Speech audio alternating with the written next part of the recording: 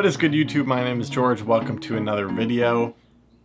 I remember at the end of last Friday's video, I was like, I'll see you guys next Friday with another video, and now today is next Friday, and I'm seeing you guys with another video. So yesterday I had a big brainstorming day for the channel. I posted on Instagram asking you what kind of topics you wanted to see me cover on the channel, and here's what you guys said. Your hair, bro, shit's getting wild.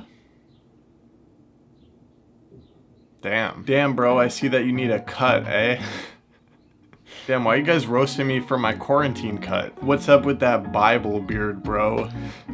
What does that even mean? I know. My hair has definitely not been this long since I started skating, and my beard has definitely never been this long. I'm also really tempted to try just the mustache, but quarantine is also the perfect time to just see how long my beard can get, because why not? And I'm also incredibly curious if we're gonna make this mustache to beard connection, which I've never achieved before in my life. It's like trying to see if I'm gonna land a new trick, but it's my beard and mustache. Roasting my physical appearance aside, I was inspired by this suggestion from my friend Ricky, who asked about my favorite street part, and street skateboarding is not something we talk about a lot on this channel. Some might say I'm kind of a skate park rat. I'm definitely a skate park rat. But actually, literally right now, as we speak, I am experiencing an awakening, and I am falling in love with street skateboarding like never before. So I hope you're ready to chill out, vibe out to another quarantine video. We're going to watch and react to some nostalgic street skateboarding that really inspired me as a kid, as well as watch my current favorite skate part, and then we're gonna react to my first street skateboarding part, and I'm gonna critique myself and react to my most recent college part, which is actually more of an unfinished part. And then we're just gonna nerd out and talk about the intricacies of skate park versus street skateboarding in my mind, because as Bob Dylan might say, the times they are a-changin'. I also want to tell you about the sponsor of this video, which is beans. So beans are a great food that you can add to your diet. They usually come in a can. What's that? Oh, wrong kind of beans. So Beans actually is the sponsor of this video, but it is an app. Sorry if you noticed the light in my frame just there. I just noticed it and I moved it.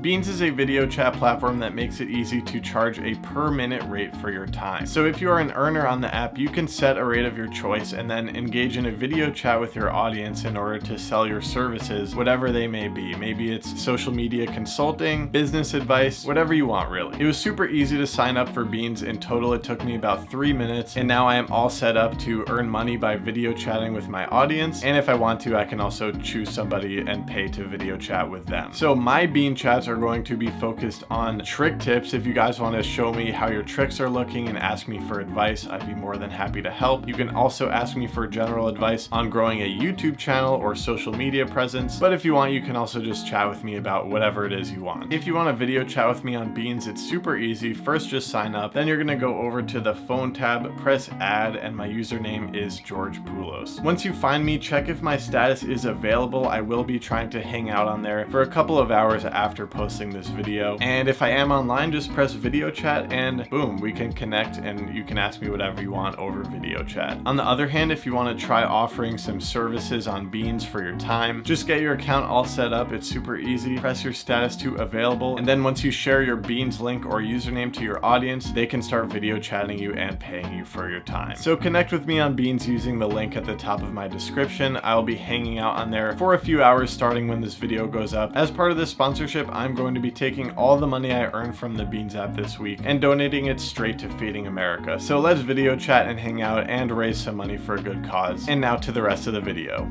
Alright y'all, let's vibe out to some street. I'm so excited. Got the AirPods in. Somebody roasted me in a recent video for wearing AirPods. One, I thought AirPods were cool, and two, I need to like hear the computer audio without messing up the video audio. Anyways, the first thing we're gonna do is watch some super nostalgic skate footage together. When I was planning out this video, I had deep in my memory this DVD that I would pop in all the time. This was in my super early days of skating, and for whatever reason, I just loved this video intensely. I watched it repeatedly. I really had to dig deep to find this video. So when I was thinking about it, for some reason, Crux Trucks just kept popping in my head. So I searched Crux Trucks on YouTube and I sorted the results almost chronologically, and I scrolled all the way to the bottom. And I'm scrolling, looking for some clues about what this video might be. I don't even know why Crux Trucks is in my head. But then as I'm scrolling, the name Strange Notes catches my eye. So I click on the channel, I go to their oldest videos, and that freaking logo looks mighty familiar, and it says DVD in it. I found the video. It's called Strange Notes Ozfest. This thing is half an hour long. We're not going to watch the whole thing, but I just want to play it a little bit for the nostalgia factor. I would pop this in my DVD player and just watch this. Let's play it.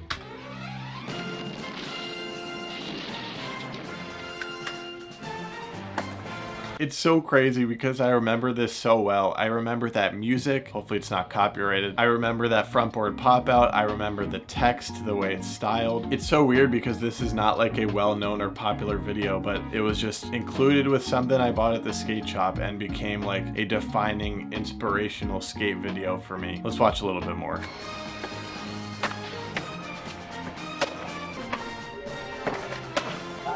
Watching it now, like, it definitely doesn't have the magic that it used to, but it's so funny to like remember how magical it was for me watching this back in the day. Just skating, shredding, fun looking spot. I was watching this when things were just so simple. The new Crux Truck's velvet truck. It's like a mustache. And they even got this section with Chris Haslam that's basically like a YouTube video. Just being goofy, doing dumb stuff on the board.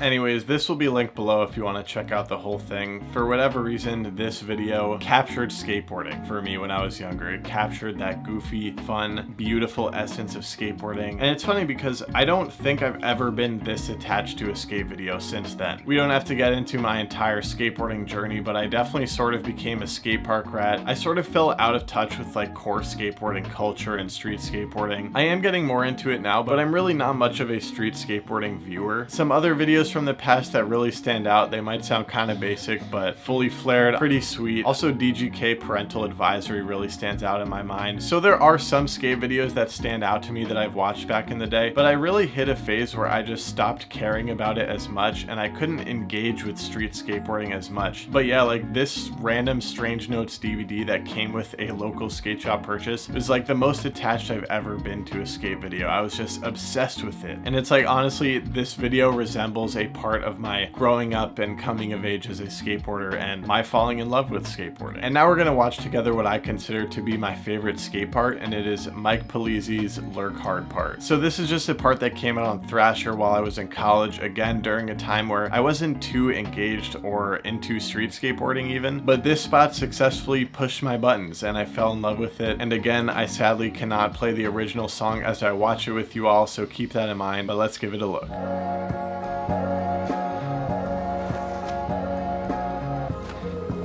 Starting off strong, and I love these retro titles. I think it adds such a nice effect to it. You guys know I'm into slappies. Fat back 5-0, fat front Smith. And this ledge stuff, so I'm playing a different song over it, but let's go back here. Crooked grind, body varial, switch front crook, and it was on beat. Perfect. It's like bouncy, so sick. And another one, different way.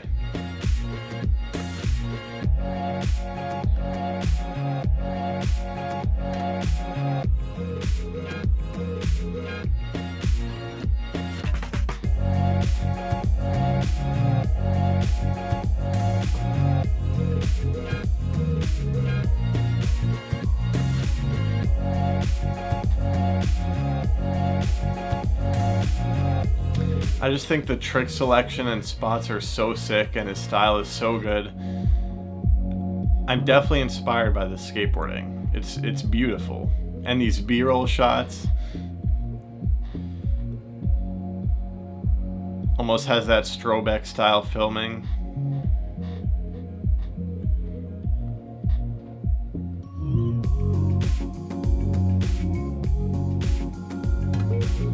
Ooh, the thumbnail front crook, so sick. I think I'm really intrigued by ledge combos. I think when I see cool looking ledge combos, just think it's sick. Or a rail combo.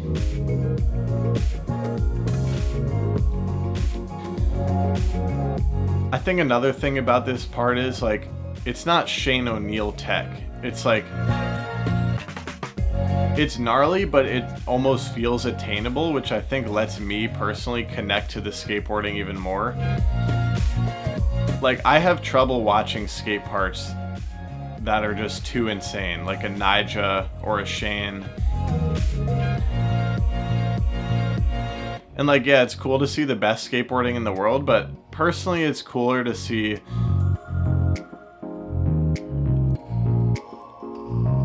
that's so sick.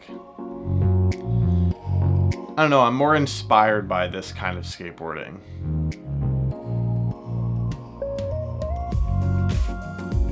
Man, Mike Pulizzi with the pinch tricks. Such a sick ender. And I even love the title cards. Leon Bridges Coming Home, such a great song for that part. That's such a sick ender. And honestly, I love that he landed sketchy. I think when I watch street skateboarding, there is an element of relatability. And that goes hand in hand with like skate style. A big critique of like the perfect robotic skateboarder is that it just looks robotic. Although some of those freaking combos do look quite effortless. So sick.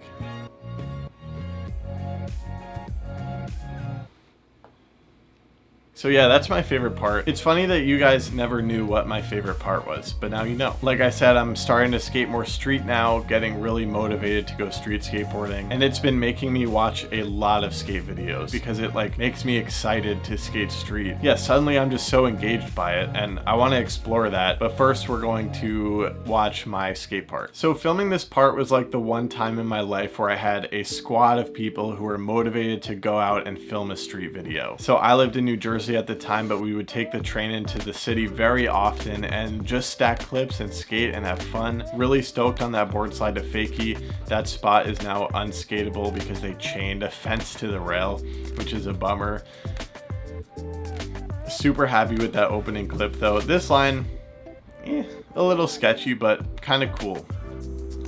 I think the thing is that I need to like fully internalize is that getting clips and having a part is better than not having a part. Like putting your work into the streets and just getting a clip, that takes effort, and like even if it's not the best clip, you still got a clip in the streets. And something that I started suffering with after this video was filmed is that I set my standards really high in the streets because I got better at skateboarding, so I expected so much of myself. But that led to this bad cycle where every time I showed up to a street spot, I wasn't able to skate it as well as I would if it were a skate park. So then I would like feel discouraged, and I started feeling like I couldn't skate street and that I sucked at street, which would lead to this cycle of self-doubt, and I just would end up like never skating street, never getting clips. And that's pretty much why this is like the only part of mine that exists in the world. But I'm definitely trying to get to a place where I just like go and do it. Like there's no reason for excuses. Like I just kind of want to go skate street. And here's the ender. Sketchy frontside flip. I mean, I don't think that part is the best. I'm the most happy with that board slide to 𝓅𝒄𝓐𝑒𝒸𝑚. That's probably my favorite clip in the whole video. I also really like that 𝓈𝓈𝓈𝒾𝑜𝓃, probably just because it's filmed so well. I think that's cool. And this line is actually one of my favorite lines in the whole part, just because everything came together super clean. Really like the pinch and hold on that crook, and you know, it's filmed well. Never underestimate how much better a fisheye makes your skateboarding look. Not sure how I feel about the DIY park clips in a street video, although I suppose that's generally accepted. But yeah, that was my part. That was the only part that I've put out into the world, really. The next part that I put out was more of a part I gave up on. I really got nostalgic for that street skateboarding part of my life, and I really wanted to put a part together. However, at this point, I did not have a squad squad that was motivated to go and film a skate video, and it's crazy how important that is, because you can't film a street part by yourself. Thinking back to the Tri-Skate area days, it really was my friend Josh, the director, filmer, editor of the video, who really got us all together and kind of took that leadership role. And I almost wish that in college I just got my skate friends and told them, all right, let's invest in a fisheye, let's make a skate video. But this is the part that I came up with by asking random friends to film me during the street sessions that I had very, very sporadically. Let's give it a look. I remember I edited the crap out of this footage to try to make it look sort of retro. I actually worked hard for this line, and I think it's a pretty good line, but it just can't be filmed like that. Imagine that line was filmed well with the fisheye. Actually super stoked on that line, stoked on this one too. So it's like once in a while I would end up with a motivated filmer who had a fisheye. This one was filmed by 𝓅𝒶𝓈𝓈𝒾𝑜𝓃, and the wall ride to Big Spin line was filmed by Josh Katz. This is probably the clip I'm most stoked on. So stoked on that. This one, not so much.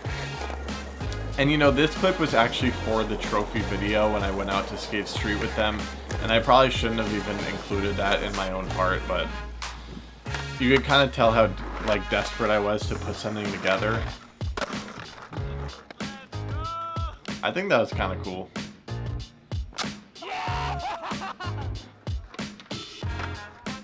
I hate to say it, but that was the whole part. Definitely not a complete part. Yeah, I just didn't do it enough. I didn't put the work in. I regret that, but I'm excited to kind of change my ways. So I think if you had asked me literally a few weeks ago why I don't skate street much, I would have said because I just don't care about it. And I would say the reason is because my attachment to skateboarding is the physical act of being on my skateboard. And if that's my attachment to skateboarding, it makes sense that it doesn't matter whether I'm skating a park or street. And obviously if skate parks are easier to get to and easier to skate, I'm just gonna work on my self-progression at the skate park. So that's how I justified my being a skate park rat. But I have been sad for a long time that I lost touch with the kind of skateboarding I did in the Tri-Skate area days, where we would go on street missions with the squad and the whole purpose was to just get clips. It's almost like when you have such a strong purpose of filming for a particular video, street and park becomes totally different. In that case, skateboarding doesn't live at the skate park, but rather the skate park is just a training ground for street skateboarding. And when you actually go hit the streets, you're not really seshing in the same way that you would have an extended session at the skate park, because your goal is to get a clip for the video. So when you come across the ledge in the street, it's not like you're gonna sesh it and do front 50, front 50, front tail, every trick you can do, which is the way you would skate a skate park. But at the street spot, you're just trying to get the clip. So what's been happening to me recently, and I'm not gonna get too into it, is I formed a little bit of a squad, had this idea to make a homie video skating street where we all have a part, and suddenly just having this project in mind and having actual other human beings who are motivated to skate street and help film and just work on this whole project together, that has just flipped a switch in my brain. Suddenly I am just obsessed with the idea of going on missions to street spots, getting clips, and making as great a video as I can. I realized like, oh, this is how you make a part. You freaking do it. Get your squad, you get in the car, you go to the spot, and you try your trick. That's literally all it is. You do that on a repeated basis. And now when I'm watching these street videos, I'm like seeing what's behind every clip. Like somebody had to find the spot, map the route, get everybody together to go to the spot somebody was filming. It's such this large scale thing that takes these little baby steps. And I'm grateful that things are falling into place now, because I haven't been this excited about skateboarding in a while. An interesting effect is I am feeling a little bit more apathetic towards skate parks. Funny enough that this is happening during the quarantine where every skate park in New York City is closed. So you'll get kicked out of a skate park just like you'll get kicked out of a street spot. But it's like my primary motivational source is now filming a street video. And it's something that I've wanted to do for years, just in the back of my mind. I say this all the time about starting a YouTube channel. Step one is deciding that you're gonna do it and start posting videos. Same goes for any project, such as a full-length skate park. This has made me really think about how each of us and the way we connect to skateboarding is so fluid. It's always growing and changing. It's so cool that skateboarding offers offers that to us, this just never-ending, growing, maturing, it's almost like a relationship. Your connection to skateboarding will never be static. I didn't even mention to you guys, but I actually did set up a new board. But yeah, super grateful I picked this thing up 15 years ago. You know what they say, skateboarding is the ride of a lifetime,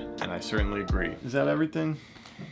Thank you guys so much for watching. I'm glad that we all can relate to these things as skateboarders. I hope you guys are staying safe, staying sane, hopefully riding the skateboard as much as you can. Don't forget to connect with me on Beans, which is the sponsor of this video. Click the link in the top of the description. You can hop on a video chat with me, and all of the proceeds will be going to Feeding America. With all of that, shred on, and I will actually see you on Monday with the bonus video. We're getting back to it. Hell yeah. Peace.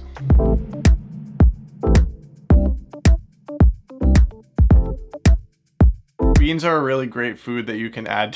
So beans are a great food.